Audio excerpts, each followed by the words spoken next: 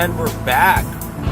This is Stu. This is Jay. And this is Riders of the Dawn. I think we're on episode 5 now. And what are we going to talk about today? I think today we are going to talk about mindset. TM. Trademark of Mike Cernovich. Mindset. I also think you could call it attitude. Your relationship with your thoughts.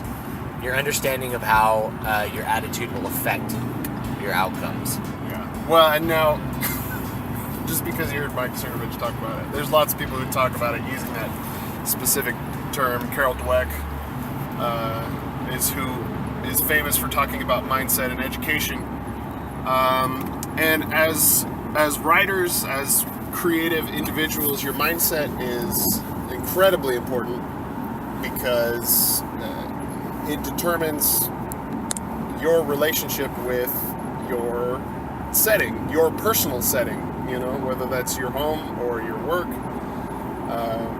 But having a good attitude about it, having a good outlook on it is really going to affect your ability to achieve your goals. Yeah, to not just achieve the goals, but continue with the process that will deliver you your goals, which is more important. Because that's 99.9% of everything. Like writing the end at the end of the story is 2 words out of 100,000. So don't focus on so much on like I gotta finish. Like we talked about with the process, you gotta have the correct mindset in order to get there. And one of the big pitfalls that people get into is they do not have an appropriate relationship with their skills. And what I mean by that is people are either unable to recognize their current skill level or their current skill set, are unable to recognize what growth has to happen in their skill set to be able to get to whatever goal they have, or are unwilling to enjoy or to commit to the process of making their skills better. They want to have all the skills that are necessary to do their goal today, and they don't want to take the time to go through the process of making those skills better. And with writing, it's a big psychic burden to improve your skills because you may write something very substantive and realize that it's not very good. Yeah, and this is something we're going to talk a lot about when we get to editing, is the ability to understand your growth and then kill your darlings. Yeah. Because inevitably you're going to grow, especially if you're writing a 100,000 word manuscript. When you start that, you're going to be at one level. By the time you get to the end of it, you're going to be a much better writer, just because you've done it for hours and hours. I should say most people who are going to write a 100,000 word novel are going to have a skill growth during the writing of that novel. Unless you're someone that's like Stephen King that writes a 100,000 word novel on a weekend, right? Then yeah, you're not going to grow necessarily as a writer, but you might. Like if we were to talk to Stephen King, he might be like, oh yeah, every book I learned something. He might say something like that because it's probably true. Every time I write a new book, I learn something, or I write a new piece of music, I learn something about how to do it better. And then you carry that skill forward, or look backwards on the product and look at ways to improve that product. Now, I think one of the big things about we talk about working with your process instead of working with goals, and that's really important to your mindset because, for example, a couple summers ago, I was really pushing to finish this book I was working on, and I had set very specific goals to meet every day, and that was part of my process. What happened was my son had just been born, and I didn't get as much time as I thought I was going to have to be working on it, and inevitably I didn't finish when I wanted to, and that was a huge ego hit because I'd set these goals and I was really determined to meet them. I worked really hard, so not meeting them damaged my mindset, and I see this with my students all the time. Is they have unrealistic expectations of themselves. And if you have unrealistic expectations of yourself, you can't possibly, the burnout level is almost inevitable. Yeah. It's not if you'll burn out, it's when. And it's not just the burnout, because you'll be trying with no result, and you'll despair. But it's also, sooner or later, you're gonna like crash headfirst into reality, and you're gonna have a major reality check on what you're capable of doing. When you work so hard, and you're like, I'm gonna make this awesome 3-song demo, and you let someone hear it, and they're like, oh, that was okay. They'll treat it like it's ice JJ fish. Yeah. And they'll just be like, man, that's hilarious. And they're like, why do you think that's funny? It's like, well, it's so bad. And then you're just going to be crushed because you didn't have a proper relationship with reality to begin with. And so that's really a critical piece of self-knowledge with anything that you're doing, but especially with writing, is that you're able to see, well, I don't know how to do all this stuff yet, so I'm going to try, and then I can maybe get some feedback on what doesn't work. Someone can hold a mirror up, and I can be able to see, well, what can I improve on? And if you don't have that mindset, if you have the mindset of like, I'm gonna come out with a great product right now, and then people don't like it, like, it would be a really bad experience for most people if they worked really hard on a book, finished what they considered the book, put it out on Amazon, and the first review was a 1-star review. Yeah. And then no one read the book after that. Yeah. Like, think about how crushing that would be. Well, part of that is that you didn't have a proper relationship with reality to begin with, and you weren't willing to suck. Basically, you weren't willing to suck for a while and look at improving that first product and making it good. Instead, you were just like, yes, I finished a book, let's put it out, and it'll be a bestseller. Like, the number of people that are like, I want to be a rock star, I want to be a bestseller, I want to be president of the United States. It's like, you're never going to get there wanting that. Yeah, you have to have that proper relationship with reality. It's kind of this whole thing, like, greed has never made anyone $1. Yeah. That's greed doesn't make anyone any money. And we mentioned Mike Cernovich in the beginning, and you might love the guy, you might hate the guy, but he does have some really good advice about mindset, and specifically talking about this relationship with reality. We live in our society where anyone can be anything. It does not align with reality, obviously, because 375 million people can't be the president of the United States, obviously. So yeah, one of them gets to be every 4 to 8 years, right? So having this proper relationship is very important. So it's always important, whatever you try, to give it a full try. You got to go for it. So if you're just now getting your feet into writing, you want to try it, you think you enjoy it, give yourself the time to do it and see where your potential can lead you. Give it a good go for a year. Yeah, give it a year, and then reevaluate, because you might get to the end of that year and say, I think this is maybe more of a hobby. Right? Yeah, and that's fine. And the other thing is, if you get to the end of that year and you look at what you're producing currently and you look at what you first produced, and if you can see the difference and you can see the growth, that's going to further reinforce that growth mentality, where you're looking to grow, you're looking to get better, and you enjoy getting better. It's the same thing when you're practicing music. If you go into the practice room and you're like, I am getting better. I get to spend 1 to 6 hours a day getting better at my instrument. Yeah. It's like, whoa, 6 hours a day. That's not that much, believe it or not. But it's like, I get to spend a couple hours a day getting better at my instrument. Then every day you're going to leave on a high note, because you will have learned something new. You'll be like, oh man, I've been a little better at that scale, or like I figured out this passage, and or I came up with this cool new idea. You're going to do the same thing with writing. If you go in every day, you're going to sit down at your chair and you're going to write, and you're like, I'm going to get a little bit better at this today, and you're like, oh wow, I think this part came out really good. I'm really satisfied with what I did here. Yeah. That's just going to continue to reinforce the good feelings you have about growing as a writer, and the whole completing projects thing. It's not that that's unimportant, but it's because it is very important. You eventually want a product to show people, but you have to look at it as like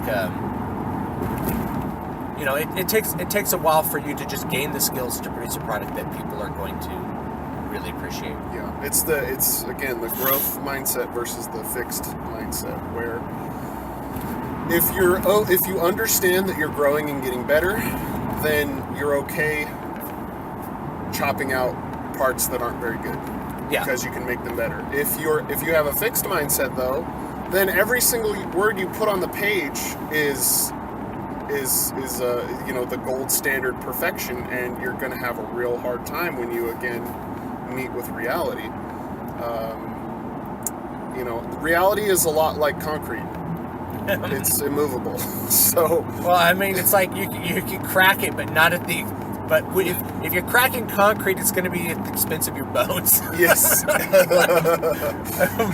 So like, yeah, you have to have a good relationship with reality. The other thing, like, and I'll give this as advice to people who are new to writing or who are trying this out, is I would say create some sort of public-facing website or something where you can put your writing out there, promote it to people who you think might read it, and ask for feedback and be okay with negative feedback. Yeah. So like if you put it out there and I read it and I'm like, you know what, like you have this whole section here, this doesn't mean anything, you just need to avoid this sort of thing, or I noticed you did this, like you decided to avoid giving characters names.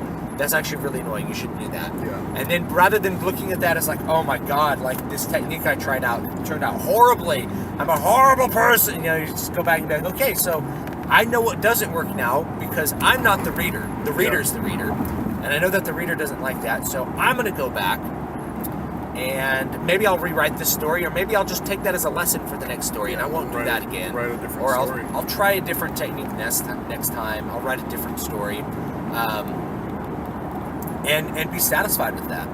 Be satisfied with imperfection. You're never going to get anything like perfect. Yeah. But it's like, did it accomplish what I set out to do? And if the answer is yes, then it's like, then I have created success with that, even if I haven't done everything perfectly. Along the way. Now, I think it's important on that same note is there are two types of people who will read your work. Well, maybe three. There are your critics, and then there are your fans. So don't expect to have fans. just right off the bat, don't expect to have fans ever. Frankly, any fan that you develop is a blessing from the Almighty or whatever. Yeah, and I even tell people, I'm like, don't be a fan of anything. Yeah. Don't be a fan. Like, be a person who evaluates the work on its merits. Yeah. And then the other is your critics, and these are the people, especially if you're writing, you need to really listen to what these people have to say, because they're not, especially in the beginning, they're not going to come at you and say you're bad and this is bad and you should feel bad. They're going to say they're going to have legitimate criticism for the most part, in my experience. Yeah. Now it totally changes if you're famous. So Brandon Sanderson or Stephen King, they're going to get people who are like, this book sucked and you suck, right? Yeah. But when you're just starting out, people are going to say, I didn't really like this. Maybe you should try something different. You're going to actually get feedback that is useful. Yeah, and the other thing is, like, anyone who's reading, especially if they're reading like a blog, and you're like, this is my fiction blog. People are actually going to be pretty gentle compared to what they'll be if you put out the final product on like Amazon. Yeah. Or if you're published, right? So people, people will just like rip apart a Stephen King book, give it 1 star and talk about how much it sucks, but they wouldn't apply that same standard to somebody who had just written their first story. Yeah. The reason is because they perceive that, and it's like the fact that Stephen King is a really well-known author and has written good books means that the standards are higher. So you're actually going to get probably more gentle criticism when you're starting out, which is kind of what you need. Yeah. And well, Scott Adams actually talks about this. Is he tried to put out a second comic once Dilbert was already really famous, and the critics, basically what people said about it was better than all of the other new comics coming out, but the criticism was it wasn't as good as Dilbert. Yeah. So everything that he did was compared to the best thing that he did. Yeah, and you're always compared to the best version of yourself. Yes. That's like kind of a trope from bodybuilding. Yeah. Where it's like like Dexter Jackson comes out on stage and he's like, he gets second place at Mr. Olympia. People are like, he doesn't look that good. It's like, he got second place. Like, that's insane accomplishment at the age of 50 or any age, right? That's an insane accomplishment. It's like, yeah, but he looked so much better in 2008. It's like, wait. Are we comparing two people on the stage right now? Or are we comparing each person on the stage to the best version of themselves? Because you're always going to compare people to the best version of themselves rather than comparing them to what's in the environment a lot of times. So a lot of times if you read a Brandon Sanderson book and you're just going to compare it to like Way of Kings or like whatever your favorite Brandon Sanderson book was, and you're just going to go like, it's okay, I guess. Yeah. Wasn't that good. So for yourself, understand that, you have to really piss someone off for them to just like really tear you down. Because if people don't really like something, they're just not going to tell you. Yeah, there are almost no like 1-star, 1 out of 10 reviews that are honest. Yeah. That's the other thing too, because if you're being honest, it's really hard to have like a 1 out of 10. It's just really hard. Yeah. So most of the time, and this is something that helped me understand that mindset just through my YouTube channel, is that I would get these people that would come on and like, call me Hitler, or say they were going to kill me, or like that, like I should kill myself, or that I'm like ugly, whatever. And so the criticism is never of what I do. Yeah. It's like only 1 out of every 40 negative comments it has anything to do with what I said or what I did. Yeah. It's an attack against me because they don't like my conclusions or they don't like what I said. Mm-hmm. I said something they disagree with, but they can't communicate anything flawed about what I said, so they just attack me. Yeah. And so after a while, you get to realize that, like, oh yeah, most people that are, quote, critical of you are not really critical of what your technical skills are necessarily, but of what you may have chosen to do. So if you wrote, I don't know, let's say you write a book on race and IQ, which has been done, and if your conclusions are not what people want, they're going to attack you about them rather than try to sufficiently criticize your methodology for arriving at that conclusion, or whatever controversial topic it is. So the more controversial the topic, the more you're going to get people who have a backlash against it simply because of the content, but not because of the writing. So what's lucky is that if you're writing fantasy, maybe you're including controversy within your story. Maybe you're even trying to create parallels with reality, but people aren't going to be as critical of you as they would be something like this study that Stu is talking about. Yeah, they'll still be critical. You'll have people that, you can go look at Varg's RPG, Mifarag on Amazon, and all the 1-star reviews are like Varg's a Nazi. That's the review. The review is, I don't like the author, or I don't like his views, or this book reflects his Nazi views, or something like that, which I don't think it does at all, and I don't think it's a Nazi either. But the fact that it's like, I heard that this guy's a racist, or I feel like he's a racist, and therefore the book is 1 star. You get a lot of stuff like that. So having a good mindset will help you avoid being traumatized by trolls and haters as well. Yeah. Like, it'll let you just shrug off the trolls and haters. And some of the positive feedback I've gotten over the course of time on my YouTube channel is that, like, you have really thick skin. It's like, I have really thick skin because I have a good understanding of reality. Most people that come in to hate me, it has nothing to do with me. It has nothing to do... it has everything to do with how they felt about my content, about what I had to say. And it has nothing to do with that I was bad about presenting it, or that I was bad, I came to a bad conclusion, or I used bad methodology to arrive at my conclusion. It's always just like, that made me feel upset, so I'm going to attack you. Now, when I understand that, then I'm like, well, it really doesn't have anything to do with me, and the chances are they don't even dislike me, right? If they met me in person, they would never say those things. Partly because I'd probably be bigger than them. Yeah. I'm not a small person, right?